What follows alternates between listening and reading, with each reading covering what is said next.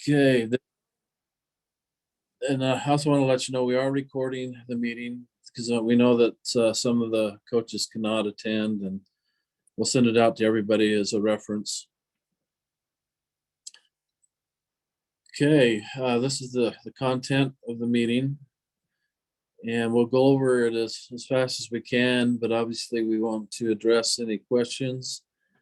Um, I'll not go in depth on a lot of this stuff, and so if you need a clarification, go ahead and email us or ask the question later. Okay, league information. Hopefully that most everybody knows the league starts next week. So the week of April 11th.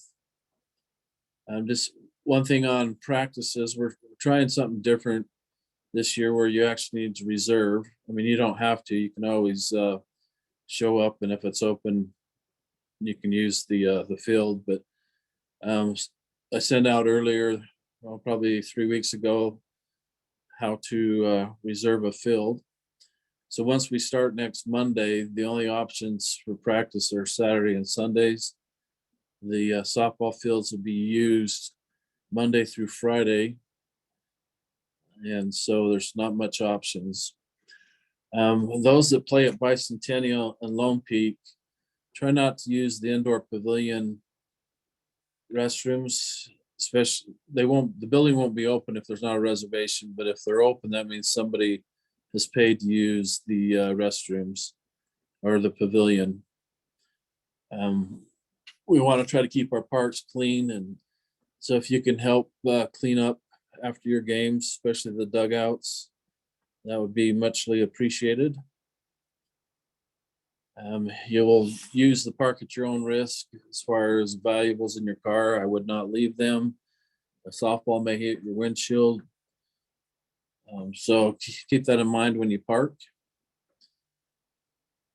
Sportsmanship, our softball league is a recreational.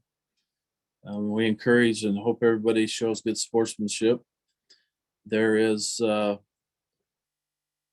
policy that has been sent out. If you'll read through that on what happens if somebody is not a good sport. Okay, rosters, and they'll need to be turned into our office or the scorekeeper your first game. And we'll go through that a little bit more as we get to that part of the presentation. Home team is listed first unless there's a double header, or excuse me, if there is a double header, they stay on the third base dugout. One league or two leagues that we've combined is on Tuesday night, and you'll notice they'll be playing at two different parks. Most of your games are on the park that you originally signed up for. And new this year is we're going to have a league tournament. Bracketing will be based on league play, the record, and we'll get that out after week 11. Okay. For most of you, you should have received the official rules that we're going by. These are in addition to USSSA rules. So these are Sandy's rules in conjunction. Rosters, they can be on 20 for men's leagues, up to 20. Co-ed, you can have up to 25. And if you do have more than 20, you'll need to use a second sheet, and we'll put those together. All players have to be 18 years or older, and everyone needs to sign the roster before they can play. One thing with the tournament, if to be eligible to play in the tournament with your team, they need to play in 25% of league play. Dugout areas, everyone needs to be at least 18 or older to be in the dugout. So basically, if they're not playing, they shouldn't be in there. If you have somebody that's a bat boy or bat girl, they need to be at least 18. The length of the game is We got them scheduled an hour apart. There's no new inning after 55 minutes. And if there's a team with a 15-run lead, the game will end at 55 minutes. And we have a tiebreaker rule, so if the game is tied after 55 minutes, then the tiebreaker rule, it's in your rule packet, but it's basically you start with a runner on second, the one that made the last out the previous inning, and then you get your 3 outs. It's important that we stay on time because if your league has 4 hours, 6, 7, 8, 9, we have to be done by 10:30 based on the requirements the city has on when the lights have to be turned off. Okay, rain makeups and rain outs. We do have a hotline. We update them by 4 o'clock. And let's say if it's after 4, let's say 5:30 and it starts raining, the game will be decided at game time on whether it's playable or not. A complete game is 4.5 innings. So if after the top of the 5th inning, if the home team is ahead, they do not get up if the time has expired. Okay, uniforms, matching shirts with numbers are recommended. It's not required. But help the scorekeeper out with being able to identify who's who if you don't have numbers. That would be helpful. Shoes, I think everyone knows you cannot wear metal spikes. Protective gear, if a pitcher wants to use a mask, we have some that each field will have. You'll just need to ask the scorekeeper for it. And then please return it when you're done. Equipment and bats, safety bases, I think everyone's familiar with that. Bats, they specifically need to say 1.20 BPF rating. It doesn't really necessarily have to be the USSSA logo. It can have any other of the other association logos on it. Softballs that we use, 12-inch for the men, and co-ed, the women use 11-inch. Okay, shorthanded rule. There's a 10-minute grace time. If you have 7 players, you need to start. But if you only have 6 or less, you cannot start. And the game will be a forfeit after the 10-minute grace time. Let's say you start with 7 and your 8th, 9th, 10th batter comes up, they're automatic outs until someone comes to fill those spots. Home run rule, 1 up in men's E in all co-ed leagues, 2 up for men's D and any of the D and E leagues that are combined will be 2 up. Courtesy runner, you can only have 1 courtesy runner per inning, but it's important to know if you use a runner, it can be any runner in the lineup, but if the batting spot comes up while the person's on base, they'll get an automatic out.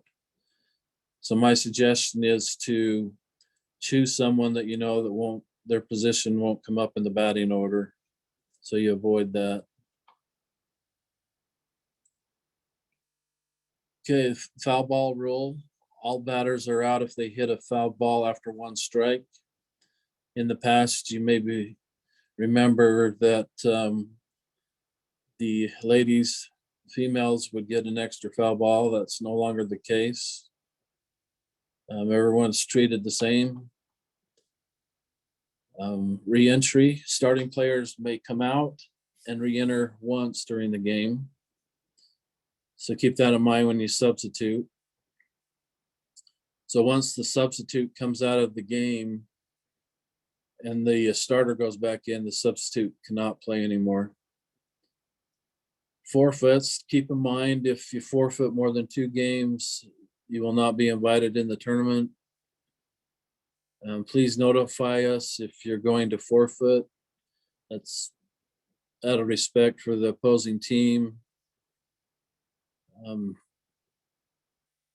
Now, as far as protests go, if you have a protest, it needs to be written and handed in within 48 hours. There's a $50 check required. If you win the protest, you get the money back. If you lose it, then you lose the $50. So I would make sure if you have a protest, that you talk through it, make sure it's legit. All players must be listed on the roster.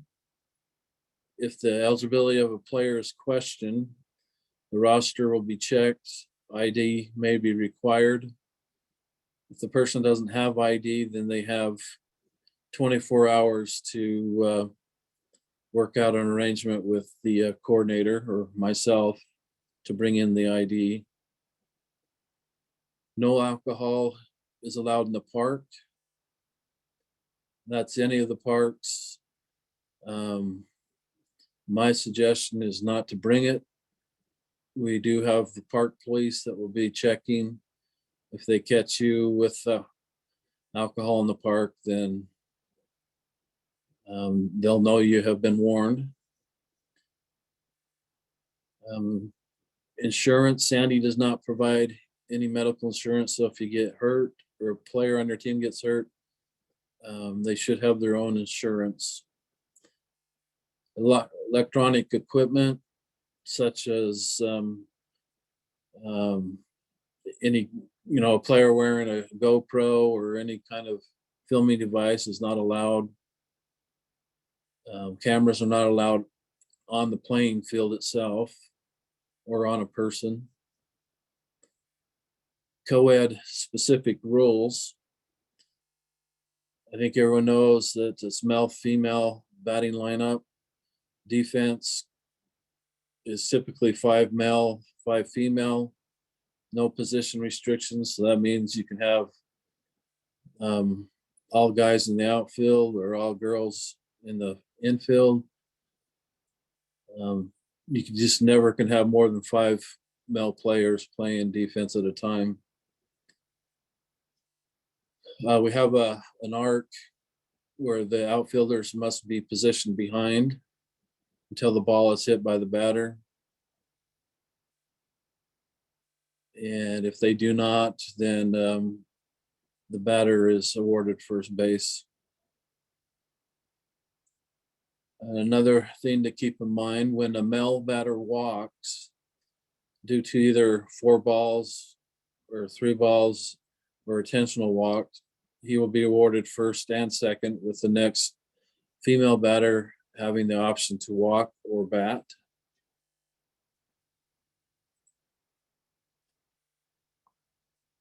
Okay, just a little bit more on the rules. Basically, we're using the black mat. If you're not familiar with how that works, you can stay on after and we can walk through it. But basically, if any part of the ball hits the white home plate, it's a ball. If it hits any part of the black mat, it's a strike. If the ball hits the home plate and the black mat at the same time, which it can and will happen, it's considered a ball. Protecting the pitcher, in the past, we've had a rule to protect them more. Currently, there is no up the middle rule. Pitching, the pitcher can pitch from the plate or from the pitching area. So if you look at the diagram on the right, you'll see the pitching area. Legal pitch is when the ball is released within 5 seconds and after it is presented and shall not be delivered less than 5 feet and no more than 10 feet from the ground. Okay, one thing to keep in mind, that's all of the judgment of the umpire. Your 5 feet may not be his or her 5 feet. Hopefully they're consistent, and players just need to adjust to how the umpires are calling the game.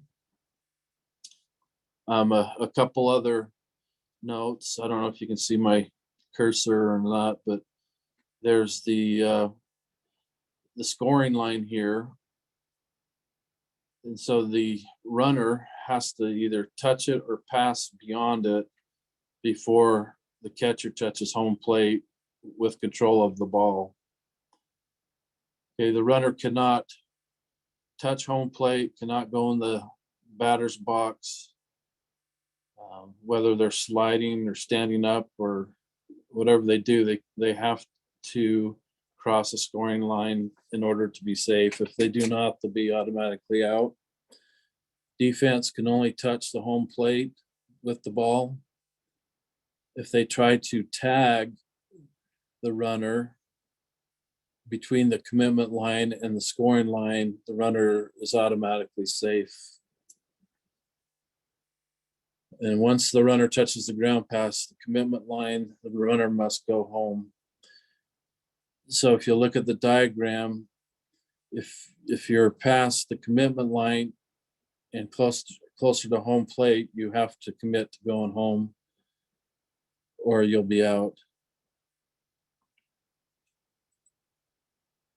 Okay, weather policy. Basically, we go by if you hear lightning in the 30 seconds or less, it's considered within 6 miles and dangerous. So the game will be postponed or canceled. Most likely it'd be canceled. Let's say you're playing a 7 o'clock game and then 7:15 lightning, so it delays the game.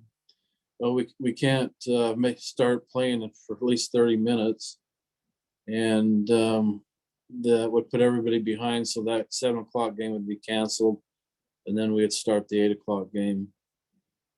If a game is canceled, if it doesn't go the 4.5 innings, then it will take or be scheduled at the time of where we left off. Okay, if you've played around in Sandy, you know the wind blows often.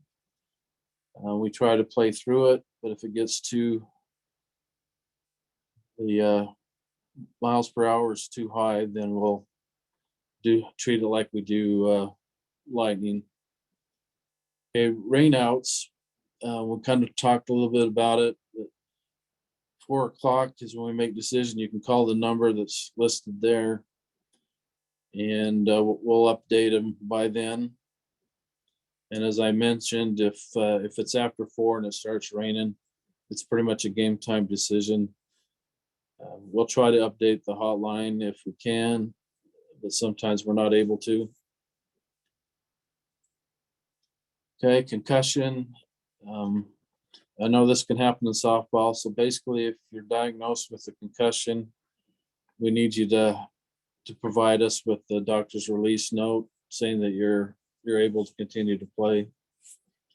I know it was mainly for youth, but it's important for adults too. So we require that.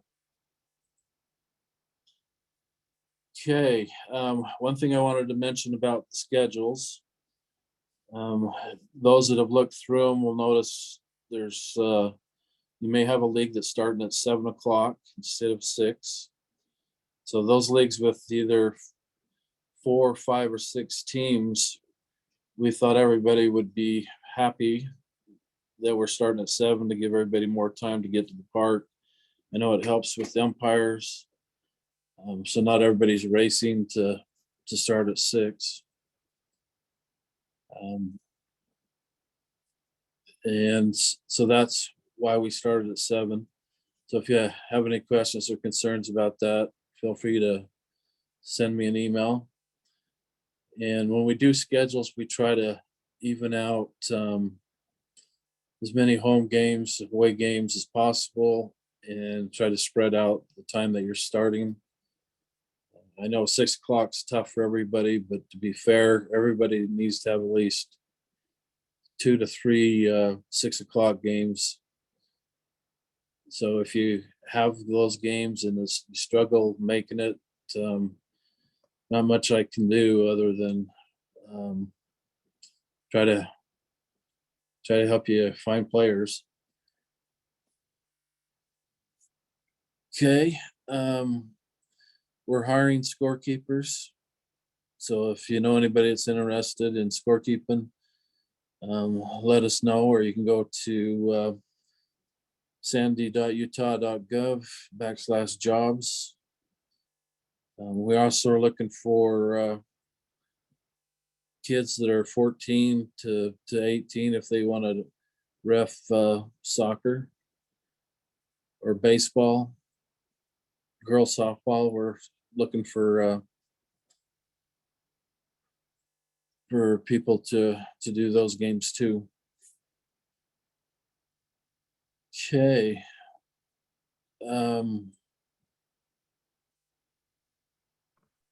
Kev, Yeah.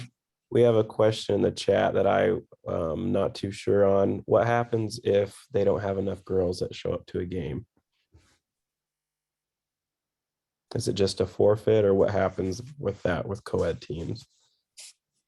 Okay, so in co-ed, as long as you have 3 women and you have 4 men, then that allows you to start with 7 players. Because you can never have more than 5 men at a time. So I guess you could actually start with 2 females too. But then you'll be taking the automatic outs. Those automatic outs have to be separated in, you know how for male and female, you have to be alternate. So those automatic outs have to be where the women would be in the lineup, if that makes sense. Okay, your time is yours to ask questions. Kev, you've got a couple hands up. Seth, I'm gonna allow you to talk. Remember to unmute yourself.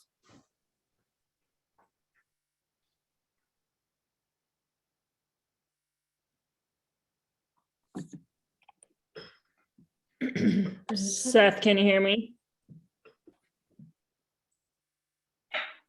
Yes.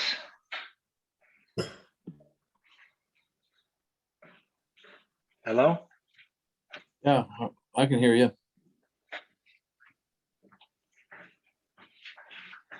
I don't have any questions. Am I the only one on here? You just have your hand raised. Oh, I didn't mean to hit the hand raised. I apologize. You're good. Debbie, I'm gonna go ahead and let you talk.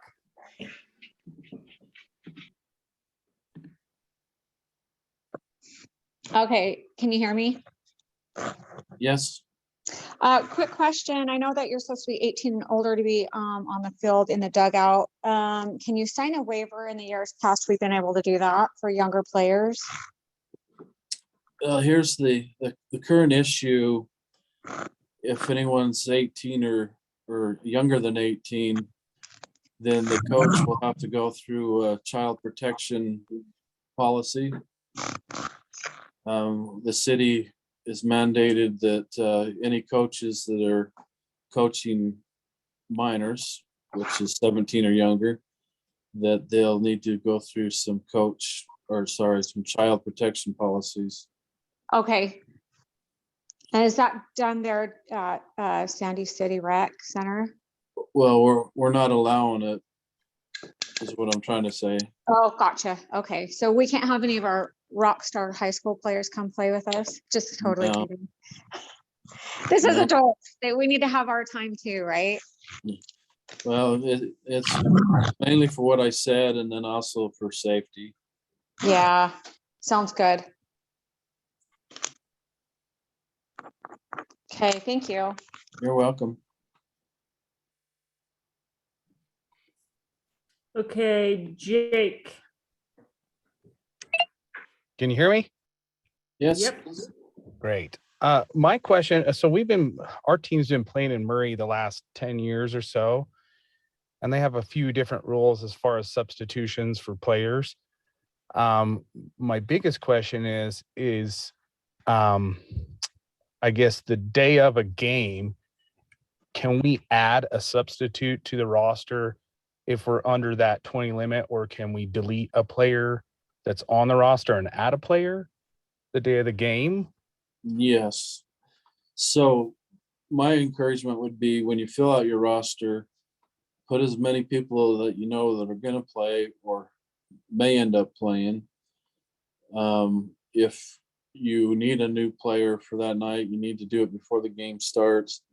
If you already have 20 or 25, you need to drop that person if they're not already listed. Okay. Does that make sense? Yeah. And then the only other question I had is you were going through the rules. You were talking about a starting player could enter and then exit, and then a sub could come in and play. Are you talking just that same player? If someone comes in and then someone rotates in for them, are you just trying to force players to alternate? Is that what I'm understanding on that? No, it's okay. You got your starting lineup of 10 players. Okay. Let's say I'm on your team and Keaton was the 11th player, or he wasn't on the starting lineup. He could come in for me, and let's say he pulled his hamstring or something. I could come back in for him only. I see. Okay. I think that's it. Really, it sounds like this league's a lot more put together than where Murray is now. So we're really excited. Well, thank you. Yeah, with that in mind, a couple months ago, our softball coordinator needed to make a change and moved on. She had a lot of plans. Some of them we have implemented, and trying to hire somebody has caused us to be a little behind on responding to some of your needs. So hopefully we got to everybody. If we didn't, I apologize. But you're always welcome to email me. So basically it's sandyrec@sandy.utah.gov. That's the email address. So we do appreciate your patience. Any other questions? You got a couple more hands raised. Monty?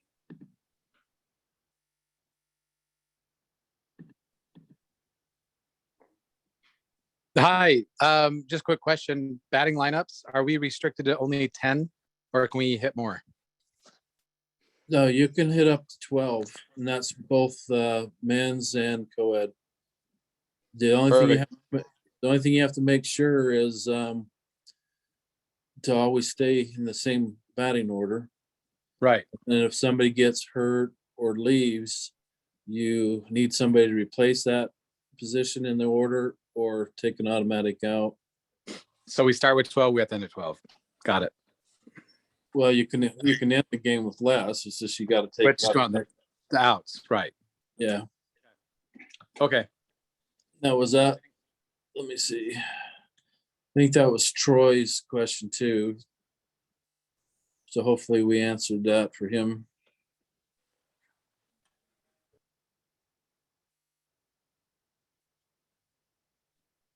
Next question up is Alan. Hey, can you hear me okay? Yep. Awesome. So with the batting order, so we always like to play 12, okay, 6 and 6.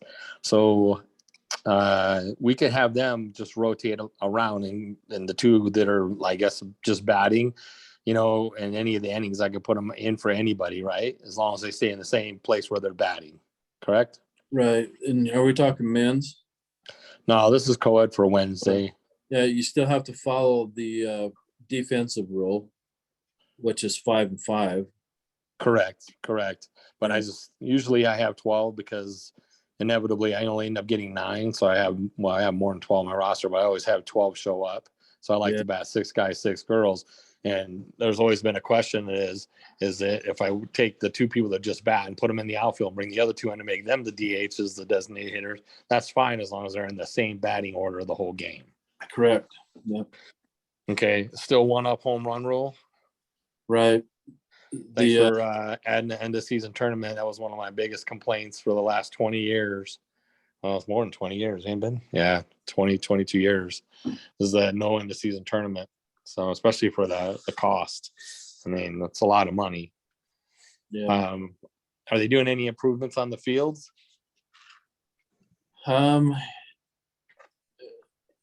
What's your concern? So I can. Just sometimes the infields around the bases gets too like powdery at the last game. And Yeah. it just kind of it's just, you know, an ankle twister, a knee twist away from, you know, ending their season. Right. Well, in a perfect world, I would love to have an on-site grounds person to kind of wet those areas down as the night goes on, but that's not possible at this time. Right. Okay. What was the other question was, does it matter? Do you have to have a catcher, a female pitcher, a male, or can it be both female and males, or it's got to be one or the other? Do you know? I didn't look at the rules so this year, so I don't know if you changed. It could be, you can have them anywhere as long as there's 5 female and 5 male. Okay. All right. That works. And then the age is 18 to play. 18 or older. Okay. When we do the playoffs, we're gonna have 2 refs, 2 umps, or just the one? It'll be just one. Just like everywhere else in the world, finding people to work also affects officiating and umpiring, scorekeepers, the cost to provide a program. The cost of softballs have gone up a lot. Yeah. Just go over to the freeway entrances and see if you get coax them to play. Just kidding.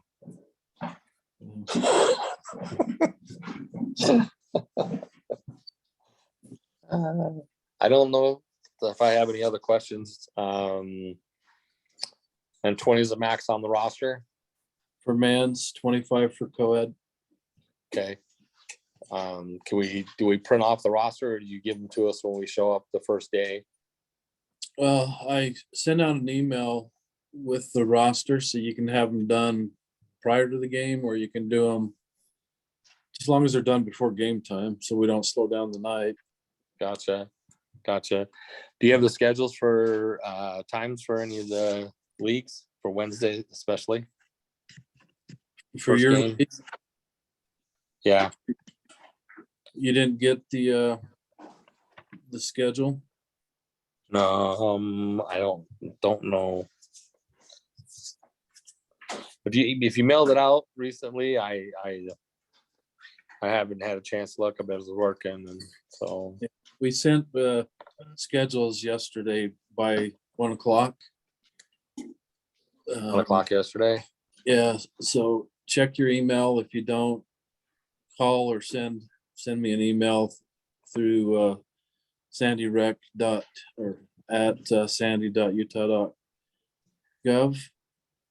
Okay. and then I'll get it out to you. Okay. I've got a couple emails from you. I'm seeing now. So you said you play men's? No, it's the co-ed The co-ed. Wednesday at Crescent. Okay. What are you getting? It's Rodney Brady. And I'm trying to get this to roll up. So sportsmanship, league rules, and then a roster. Was the last one it looks like I got. Yeah, you should have got 2 of them. One before that one. So I got a Zoom one. And then, yeah, that's all I got was just looking at it now. Was Zoom meeting, adult softball, adult softball. Oh, got it right here. I found it. Okay, All right, I got it. let's move on to somebody else here. Thank you. Sorry. Yep. Let's Don't go worry. with, let's go with Doug. Let the door close. Hey, Doug.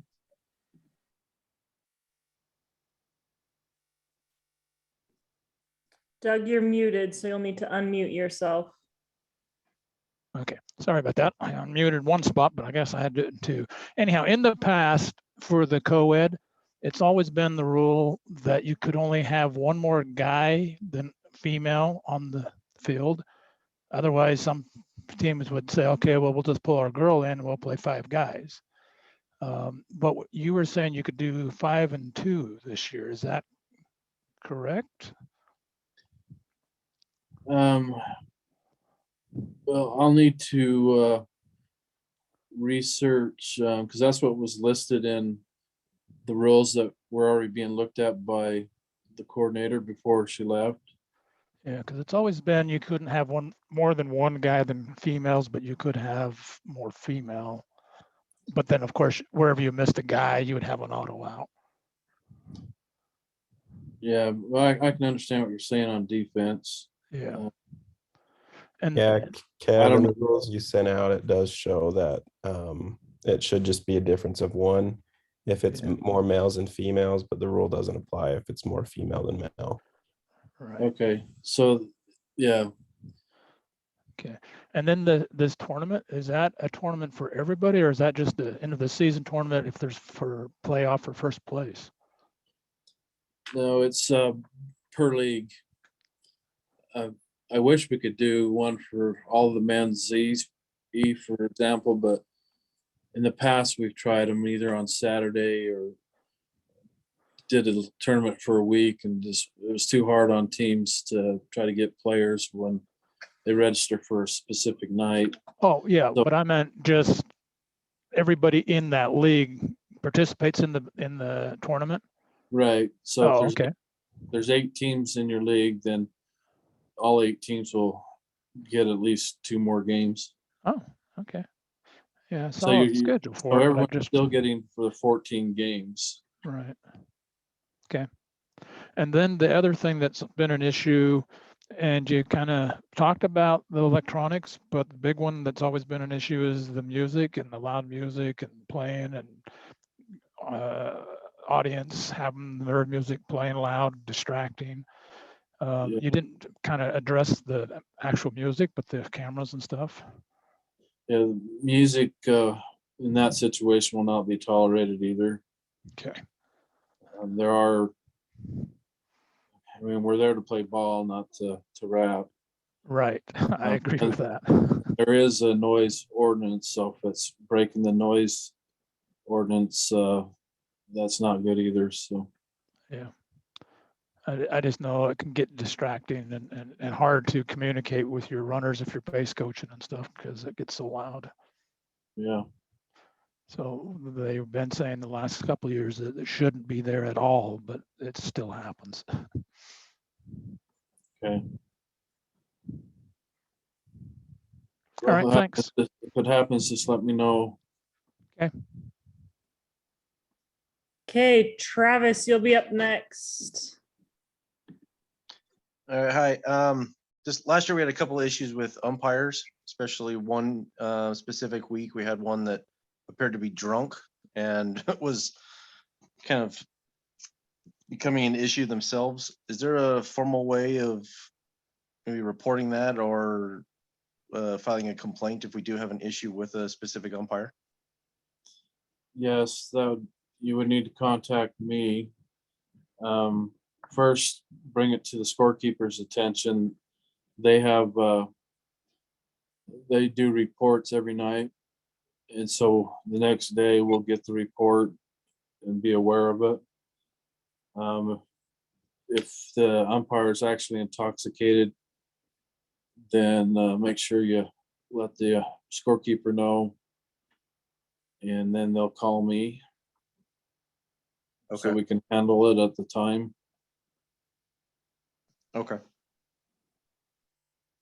Yeah, it didn't happen a lot. We just had one that repeated twice last year that seemed to be an issue with that kind of a situation, so.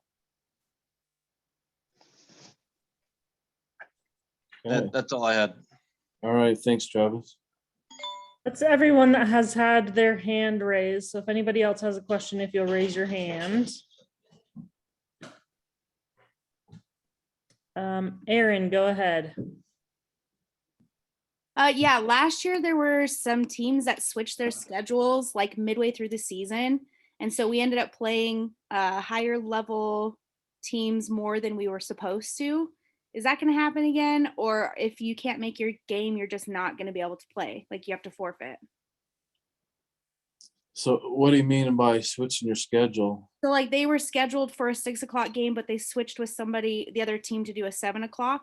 But then that messed it up for us that we had to play the highest level team 3 times instead of only twice, which isn't really fair. And they said they got it approved by the scorekeeper, but it was like the day of. I just want to know, is this something that could happen again? Or is it going to be whatever your printed schedule is, you have to stick to it or you take a forfeit? Well, that's a loaded question, but a good question. Sorry, Hopefully, not trying to cause problems, but it was really frustrating. yeah, us well, last hopefully the year. teams aren't doing that on their own. The only time our schedules will change is if there are some leagues with 5. And so if I get a 6 team, number 16, then we'll redo the schedule. But if you can't make the game, the only option is to forfeit. That's what I would say is the best, but I just wanted to check because they said they got it approved through Sandy last year, but it didn't seem fair to the rest of us. Yeah. Well, if it happens, then just make sure you let us know. Okay, thank you. I don't want to open up a can of worms as far as because if everybody thinks we can change or make up games that they can't be to, there's just not enough times and days to do that. So we kind of have to stick to our guns and say, if you can't play, then you're just gonna have to forfeit. Thanks. Yep. And Seth Pratt, go ahead.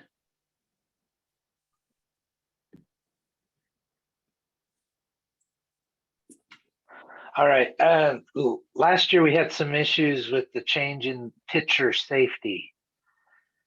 Maybe I didn't hear it or I missed it, but are there any new updates on pitcher safety concerning balls coming back at the pitchers?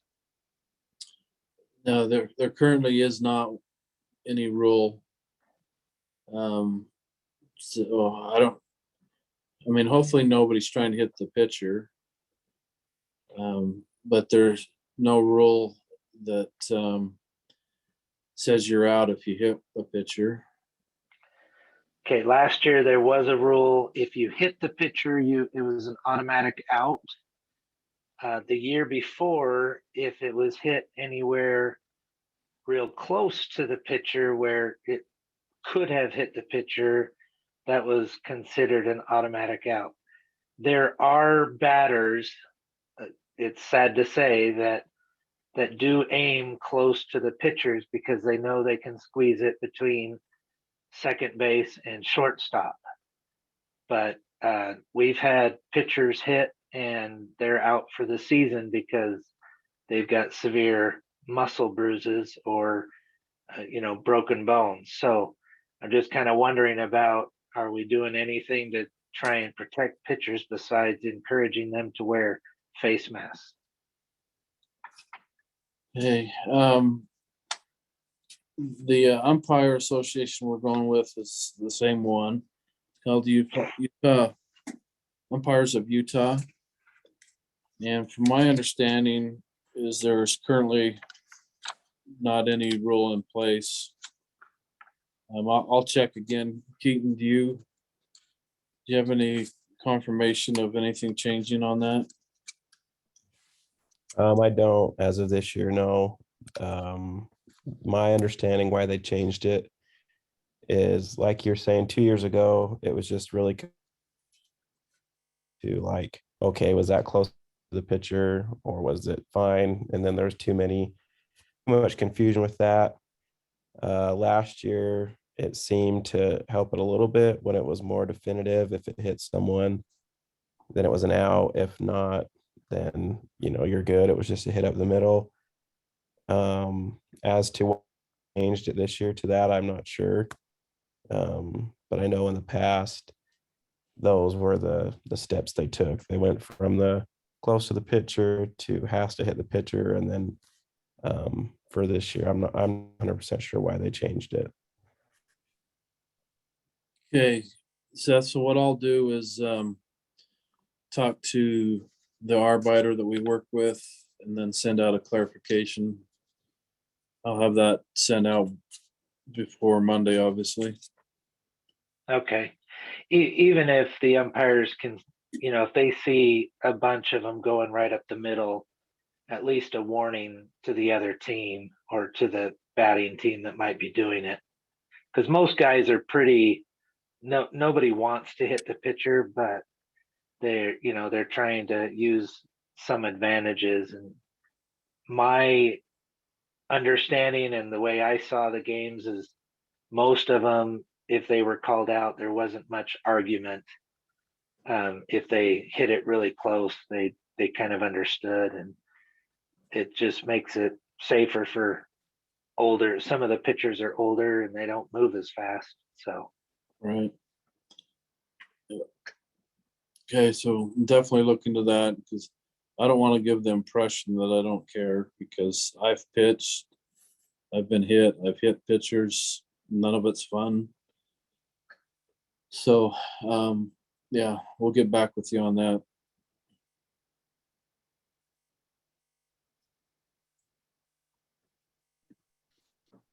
Okay, let's go to Travis.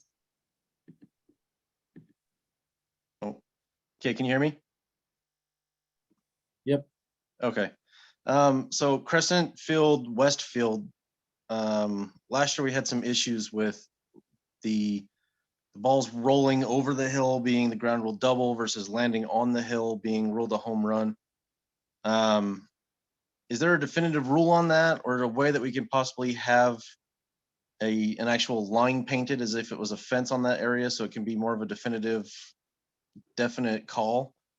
It seemed to taint a couple games last year where a possible game-winning home run was just a ground rule double, and especially towards the end of the year when we got to some of those late season games when it was really kind of crunch time, it seemed to taint some games by not having a definitive line or a rule. It just kind of became umpire discretion as to wherever they thought that ball landed.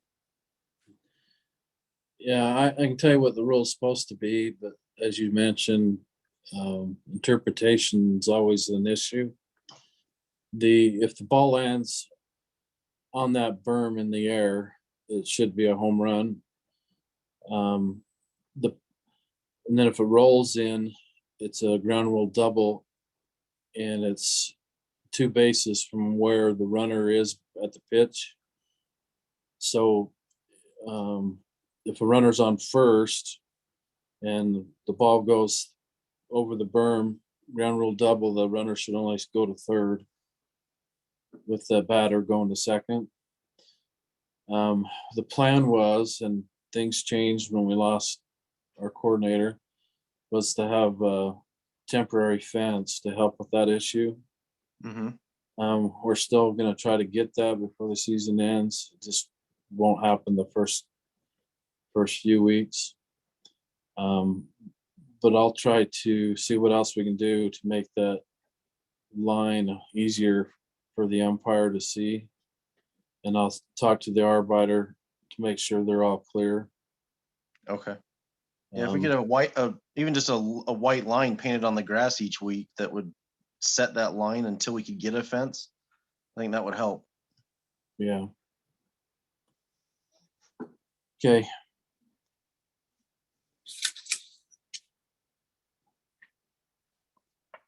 Yeah, that's it for me. Okay, thank you. That's all the raised hands we have at the moment. Okay, we got We all got the, more. Sorry, we got more. Seth Loveland. Oh, you got a few more. Can you guys hear me okay? yep, thanks, Seth. No, thank you. I asked my question in the Q&A, and thank you, Keaton, for answering it. I'm wondering if you can further answer the question, and forgive me if you hear any child songs in the background. My kid is loving these super simple songs. My question is, the team that I got registered, we wanted to get registered in the lower division. We got, it was full, so we registered in the upper division, and I was told that if there's not enough teams in the upper division, that it would be combined. I just really checked, and it looks like there's 3 out of 8.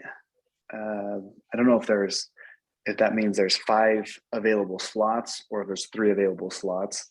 I just wanted to ask if you had an update whether or not the 2 leagues would be combined. Okay, let's see, what night are you talking? Thursday nights, co-ed.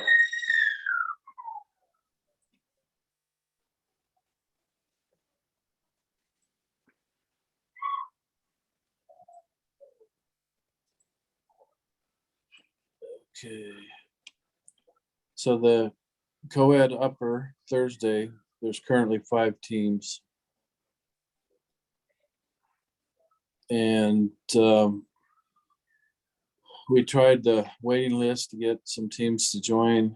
They didn't want to, or they couldn't play on Thursday night. So as of right now, there's 5 teams. And does that mean that they'll be combined? That's the hope, at least, because looking at our team, we're definitely not, we definitely shouldn't be in the upper league. So are you're asking if the lower on Thursday at Crescent is going to be combined? With the upper, that's right. Hmm. We're currently registered in the upper. Currently, no. What we'll look at, though, when it comes time for the tournament, if there's a lot of lopsided games, we may combine and try to even it out a little bit. So let's just say in your league, there's 4 that dominate out of the 5th team. That 5th team would probably be moved to the other league for the tournament. Okay. Is it possible for me to ask that our team gets moved to the lower? I understand they're full with their 8. I thought that would be better. I hadn't played with these players before. And after our first practice, it's pretty clear to me that we definitely don't belong in the upper. And I know I registered late, so if that's not a possibility, I totally understand. Okay. Well, send me an email and then I'll look at it and see what options there are. Okay, thank you. Yep.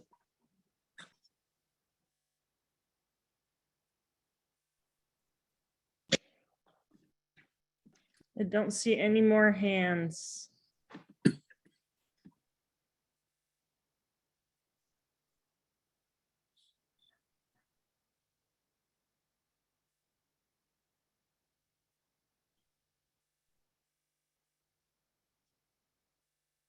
Alan, go ahead. So just to clarify the home run rule there again, until the fence gets in, I put it in the question. So if it hits the bottom of the hill and goes up, that's a double. If it hits the top of the hill or goes over that end of the street, then that would be considered the home run, correct? Yeah. Okay. Keaton and I will go out and take a look at it and get that clarified for everybody that plays at those locations at Crescent. So, Yeah. so everyone's on the same page.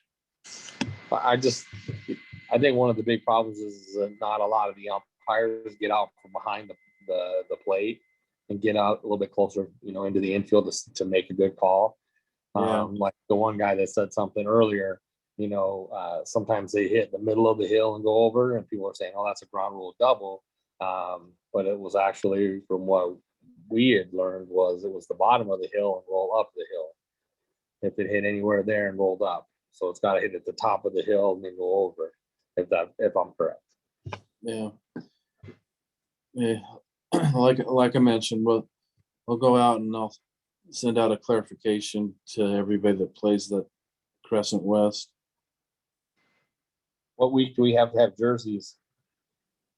You don't have to have them, but if you are going to get them, just anytime that works out for you.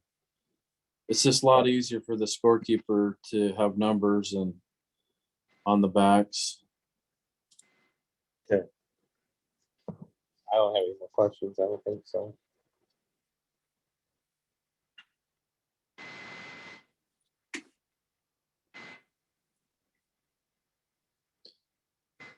Okay, if there's no other questions, we'll wrap it up. And like I mentioned, this is recorded. We'll send it out tomorrow, late afternoon. So those that couldn't attend will hear what we talked about, and then you'll have a reference if you want to listen to it again. So I appreciate everybody's time and have a fun season and enjoy the game. Thanks, everyone.